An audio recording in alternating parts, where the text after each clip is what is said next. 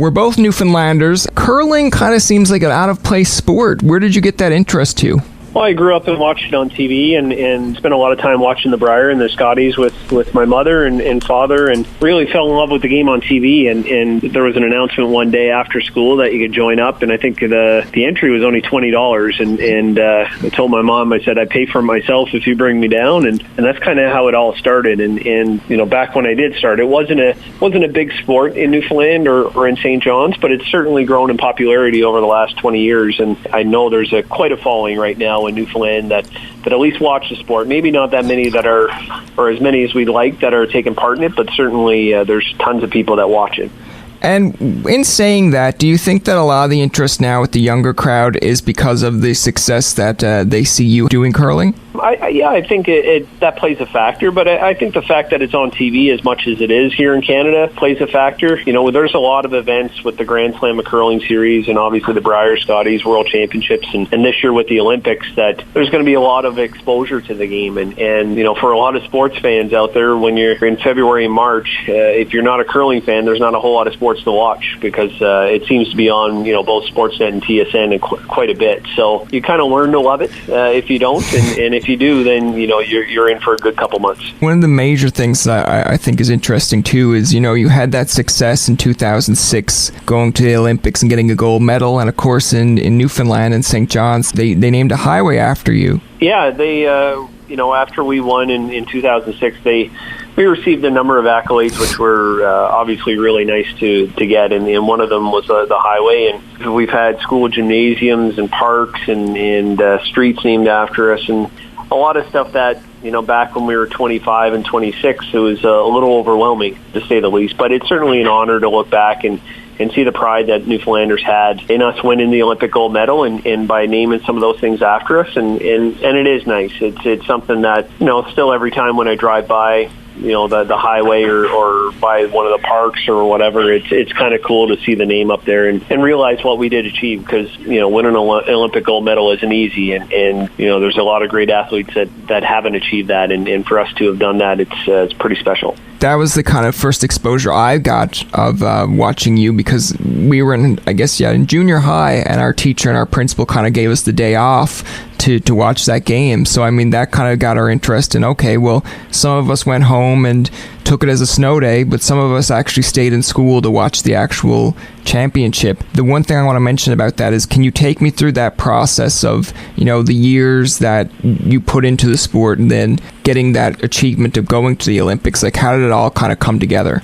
Yeah, it was a little bit of luck, a lot of hard work that kind of went into it. You know, I'm probably the first generation of curlers that kind of had the goal of going to the Olympics, because it wasn't a medal sport until 1998, and that was right about when I was, you know, my first couple of years into the sport, and was just starting to get to the point where I knew that I could play at a pretty high level. You know, as soon as I knew it was going to be in the Olympics, my focus shifted to getting there, and that's what I wanted to achieve, is what I wanted to play in. And you know, I used to have an Olympic rings poster above my chin-up bar at my parents' house when I was a teenager, and kind of aspired to get there. And we did put in a lot of hard work, you know, in our late teens, early 20s, and did a lot of things right, and a lot of things that at the time were, you know, a little unusual, and you know, working with a sports psychologist and really getting pretty hard into the fitness aspect of the game, which,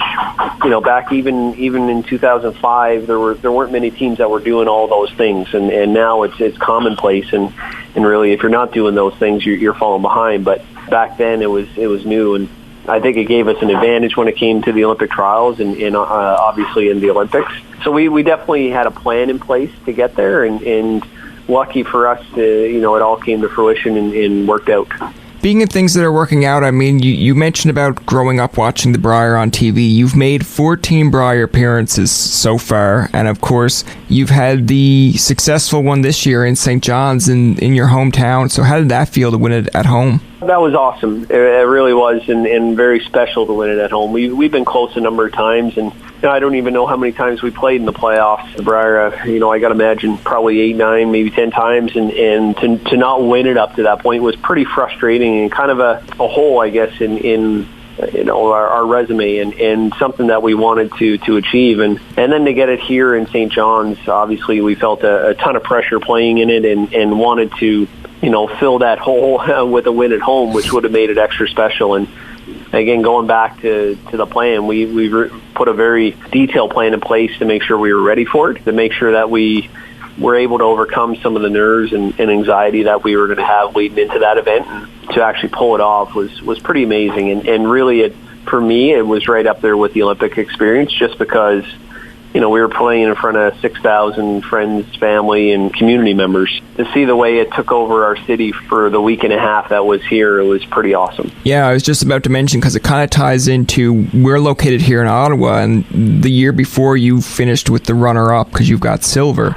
So, to go home and, basically redeem yourself in that way, because, I feel like that kind of, anytime you come runner-up, you always go back into the next season and think, well, we've got second, so why do we need to go and get first? And then to win it at home, like you said, it's just remarkable to actually get it and do it. Yeah, no, it is. It was nice to come back after losing the final, and we lost the final in it before, and in a number of other semifinals and quarterfinals, and at times when you play as many as we did and had been as close as we have, or as many playoff appearances, it's kind of like you start wondering if kind of there's a something out there that's stopping you from winning that event, and to do it at home, it was just awesome. It really was, and obviously we still would have loved to have won it when it was in Ottawa, but if someone told me that you were going to lose a final in Ottawa and then pull it off the next year at home, I certainly would have taken that. You would have we would have watched you on TV and be like, I think he's purposely throwing those rocks wide. Well, yeah, I would have purposely done it if someone had a crystal ball and could tell me that. But obviously, the event in Ottawa just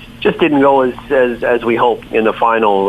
Kevin Cooey and his team played remarkably well, and we were just slightly off. And it was a good week nonetheless. But just sometimes when you get down to that final game, it's just a little bit of luck on who plays well and who doesn't, or who misses that one shot or who makes it. And they're really coin flips, because at the end of the week in Canadian curling, when you're playing a major championship, you're going to have two really good teams at the end of it. And it really is a guess on who can win those games. And of course, to go along with this success as well, you have 9 Grand Slam victories, including Tour Challenge here in 2017 and a Canadian Open in 2017 and a Masters as well. So you're doing quite well this year. Yeah, we've got off to a good start. This year it's been a little bit odd for us. I don't feel like we're actually playing as well as we can, but we've been finding ways to win, and we've had some teams that probably have underperformed a little bit against us and maybe missed some opportunities, and we've also made some pretty timely shots to win games or to pull games out. But the encouraging thing from my perspective is that I know our team can step it up another notch, and we can still play better and perform a little bit more consistently. So really, that's our goal over the next little bit, leading into the trials, to just get playing to our capability. When you say you haven't hit your stride yet, I'm thinking, well, that's scary, considering that you're already winning, and you're saying there's more to come. Well, yeah, I think I'm not saying that we're going to start destroying anybody or anything like that, really. But I think our timing has been really good earlier in the year, where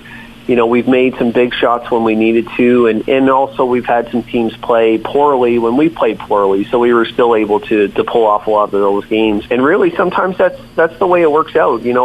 I've had a lot of good runs in my career where we played really, really well, and you know what, we'd lose quarterfinals, we'd lose semifinals, and even going back to some of the Briers that we probably played just as good or better than what we did last year. And it just turned out that someone played a little bit better against us, and beat us in a quarterfinal or semifinal or in the final. And when you get on little streaks where you start winning a lot, some things have to go your way, and a lot of that is just timing and the law of averages. If you have guys that play well against you for a number of years, all of a sudden you're going to have a run where people play poorly against you, and you win some games that you shouldn't, where over a couple of year stretch, you might have lost some games that you shouldn't have lost. So by no means am I saying that we're just going to go out and start really beating people bad. But from a performance standpoint and a shooting standpoint, I do think we've got a couple percent left that we can probably improve on going into Ottawa.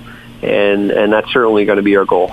You become like the Golden State Warriors or the Cleveland Cavaliers of the curling world. Just go like 40-0 or 50-0. Well, no, not necessarily. It really comes. There's a lot of good teams out there that if they come out and play their best against us, there's a good chance they're going to win. It's a funny game, and the time where you think you're going to start beating everybody is when it can turn. And there are so many variables in the game of curling that if one of those variables starts to get off track, then it can cause a lot of the other ones too. So by no means are we expecting to get to that point, but when you prepare as much as we have for the trials or for any event that we play in, you really just go in hoping you're going to play your best. And if you win, you win. And like I said, a lot of that comes down to how other teams play. But that's all you can really hope for. And I think some of the wins that we had this year, we didn't necessarily play our best, but we won. So you walk away, you feel pretty good about it, but we probably got a little bit lucky there, that other teams didn't come out and play the way that they were capable of playing. So, we just want to play our best. If we do that, I like our chances, but by no means will it be a guarantee. And the other one that I want to mention too, another championship that you won earlier this year in April, was in 2017. You were in Edmonton and you won the World Championships. Yeah. I mean, that has to rank up there pretty high with like the Winter Olympic one and the Brier. Where would you rank that in terms of just overall achievement? Yeah, I'd put it up there. Obviously the Olympics and the Brier, kind of have a special place, with obviously the Olympics being the biggest sporting event in the world and the Brier being here in St. John's. But to cap it off with a World Championship last year was pretty awesome. And the fun thing about Edmonton and playing in the Worlds was it was one of those situations where we as a team performed to our best ability. And looking back at how we curled during that week, that's as good as we've curled for that long a period of time. It was a lot of fun to be part of, and certainly the way we want to perform going into Ottawa in a couple weeks. If we could do that, I like our chances. And we just we made all the easy ones. We didn't have any real bad misses. We were relaxed, we were focused, we were having fun out there, making a lot of shots. It was a really fun week. It was one of the more fun weeks that I've ever had in curling, and part of that was just because we were firing on all cylinders as a team and really enjoying the experience. I think we went into that World Championships with the monkey off our back, having just won the Brier and a little bit less pressure, and we certainly enjoyed ourselves. We had a ton of fun, and yeah, definitely one of the more memorable weeks of my curling career. And you were talking about your teammates there. I want to kind of get into a little bit of fun here with your teammates as well. Because when I'm looking at curling, you get the crowd from Sweden or Finland that come out and they have, a certain style, whether it's a certain pants or a certain type of shirt they wear. Do you think your team will ever do something similar to that? No, I don't think so. We're all pretty boring guys, to be honest. And from a style standpoint, Brett likes to think of himself as a bit of a fashionista or whatever, but the other three of us are pretty boring guys. We're jeans and t-shirts and the odd hoodie or sweater. So for us, it's probably going to be black pants and jackets that show off our sponsors well. I think that's the most important thing, because without them we couldn't do what we do. So we're not going to get too flashy, I don't think. It's probably going to be blue or white, black, gray, something pretty basic for us. You should do a Canadian tuxedo. Just go get some jean jackets. Yeah, no, I don't think that'll suit us. But I don't think it'd be real comfortable to curling. But no, we're pretty boring. You're not going to see us getting in any fashion magazines or really pushing the envelope from a fashion standpoint. Now, and speaking with your teammates too, let's discuss a few of them. We've got Brett, Mark, and Jeff. How did you guys all meet and form this team? Well, it really started back in, I guess, 2011, 2012, and Mark actually left the team. He took a year off, and I was kind of left in a situation where, I kind of had to rebuild and start from scratch. And we brought in three young guys at the time, which was Brett and Jeff and another guy named Adam Casey, and we played together for a couple of years, and over those couple of years we started to really improve, and the guys got more and more comfortable playing at at the Grand Slam level and against some of the top teams, but we were still we were just missing a little bit of the experience, and Mark had after taking the year off, went out to play with Jeff Stoughton in Winnipeg, and was looking to come back to St. John's, and we got talking, and I felt that bringing him back into the mix would take a little bit of the pressure off my shoulders, because he obviously has as much experience as I do. And when he came back on the team, I believe it took us to another level. And that first year, I think we won one, maybe two Grand Slams, and had a good year, and really have gotten better every year since. So that's kind of how we formed. Jeff and I have played together now this is our 6th straight year.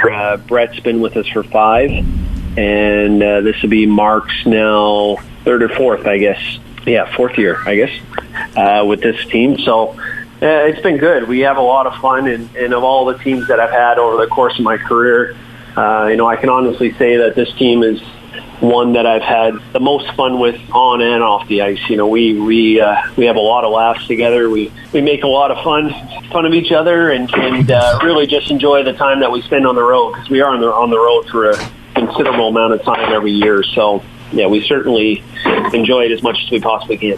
And the last question I got here for you, too, is, you've got the upcoming event here in Ottawa. What are you really looking forward to? What's your goal coming into the platform here in Ottawa? We just want to go in and perform as good as we can. I don't really have a goal of going in there and winning, because I believe to a certain extent that's a little bit out of our control, because some of the other teams can just play absolutely incredible and be on fire and get a few breaks and almost be unbeatable. So for us to go in and say, winning is the only thing that we're going to be okay with, I think that's unrealistic. But certainly if we go in there and play the way we're capable of playing, I'll take our chances. If we play the way we're capable of playing, I think we have as good a chance or as any other team in the event. And it's fun to have those weeks where you play like that, and like we did at the Worlds in Edmonton. And certainly I'd love to have another week like that where feels like we're in control of our game, and we're having a lot of fun and just enjoying the experience. So that's kind of the number one goal, and I'd love to have another shot to go back to the Olympics, but like I said, it's a little bit out of your control, but certainly we want to give ourselves that chance. For sure. No, I agree. I mean, with all the success you're having in 2017, I hope you continue to have that success, so you do get to go back to the Olympics. Yeah, I at this point in my career, I certainly feel like I'd enjoyed that experience a whole lot more than what I did 12 years ago. Getting the chance to go back to the Olympics at 37. I got two young girls that I would love the opportunity for them to see their dad playing in the Olympic Games and let them enjoy the Olympic experience at their age. I think it'd certainly be a lesson that they're never ever going to get in school, and something from a life experience standpoint that they're going to carry with them for a long time, and the lessons that they're going to learn from that are going to be priceless, really. So I'd love to have that experience and do it again, but we got a lot of great teams here in Canada, and any of the teams that are going to be playing in the event are worthy of representing Canada, and will probably do a great job for us. That's going to do it for this episode of Tobin Tonight. Our thanks to Brad Gushue for coming on the show. Remember, you can find past, present, and future episodes on TobinTonight.com, Spotify, and iTunes. Follow us on Twitter, like us on Facebook, and leave a comment or two. For Tobin and myself, this is Jacob saying thanks for listening, and good night.